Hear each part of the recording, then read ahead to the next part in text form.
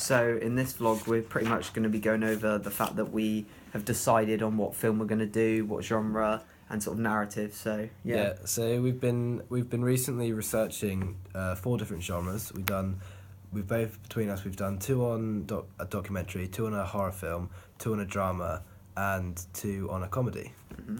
So pretty much, I took on I think I did drama. Did I do drama and comedy? Drama and comedy, yeah. And Greg did documentary and horror. Yeah. So what we've sort of gathered from this research is the fact that we like elements of both documentary and drama. So we're going to sort of piece those together in the film that we're doing. Yeah, and basically, as you've seen from our blogs, we've both came up individually with the same idea pretty much, and that is that we've liked the idea of a drama where you follow one person in kind of a documentary style. So we're going to look at a kid with schizophrenia, and we're going to... Or anxiety. Yeah, or some kind of disorder.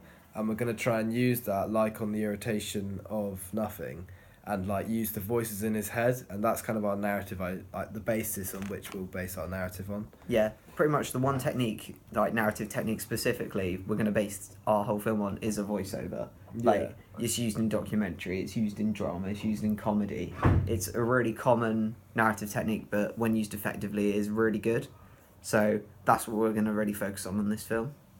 Yeah, and also there's lots of like documentaries and like basically lots of films use the aspect of a voiceover. For example, in Beyond This Place, a short film that I looked at with a guy called Clint Smith, who's a poet, that basically has a poet reciting a poem over the top of a short film. And I personally got from that, like, I really like the fact that it's a voiceover, but then you also have visuals to so what they're talking about, you'll show. And I like that aspect, and we could use that in our short film. So say, if he's having a voice inside his head, we'd then film what he's looking at. So in The Irritation of Nothing, when he's getting chased by leaves... From napkins. Yeah, or something like the camera cuts to the napkin, and I like that, so we could potentially use that. Yeah, so like Greg almost said there, we're probably going to spin that, use leaves instead as a technique, because we feel like you could sort of bring comedy out of that as well, couldn't you? There is an aspect of it that people might find funny in the film, and I feel like from this research, all we found is that we picked out particular bits from each genre and sort of said that's what we like, that's what we're going to include. Yeah, so we're going to use like different parts of different films. Yeah, so more on sort of the narrative that we're sort of focusing on. We've said before it's going to be like a young, like teenage male with anxiety. I mean, obviously we don't want to make it look like an amateur film, which obviously it is, but we don't want to make it look too amateurish. But a teenager roughly our age would actually fit the bill for what we're going to film. So that's not really an issue. In terms of character, it'd probably be someone our age. Yeah. Because more along the lines, I mean, anxiety affects everyone, obviously, but I feel like it's more common in people our age, and the fact that we are at this age that we can write what we know, like we can understand what people might be feeling at certain times. And I feel like if we're writing what we know, we're going to obviously have a more effective narrative through that. Yeah, and obviously our settings at the moment are slightly undecided. Yeah. Because you've probably seen from our blogs, we can either use a cafe or like a shop or something, and maybe the idea of the climax would be that he's ordering food or something like that, and what would normally be a simple answer to everyone else in the world will be actually quite a difficult task for our character. And we're going to emphasise that through the voices, and the voices will gradually build up and to the point at the climatic point where he actually can't cope and he has to like run out the shop or something.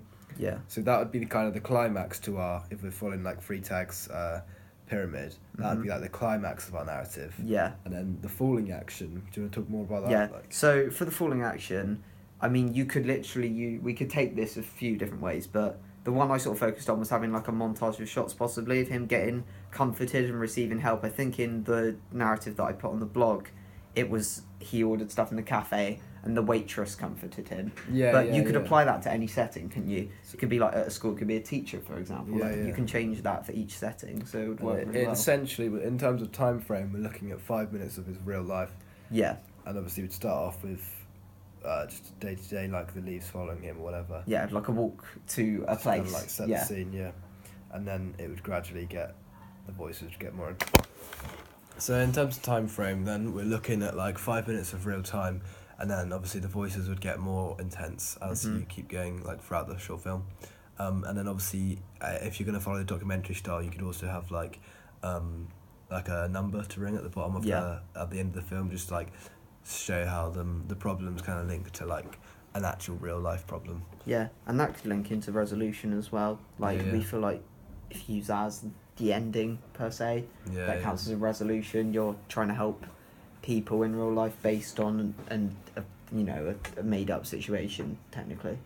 Yeah. So more on just the like how the best sort of short films that we found in research were the ones that focused on one place in time. They were, yeah. So The Arrival was really good for the fact that it was just a woman in a cafe and focusing on that as well. And The Irrational Fear of Nothing was also in 5 minutes of real time.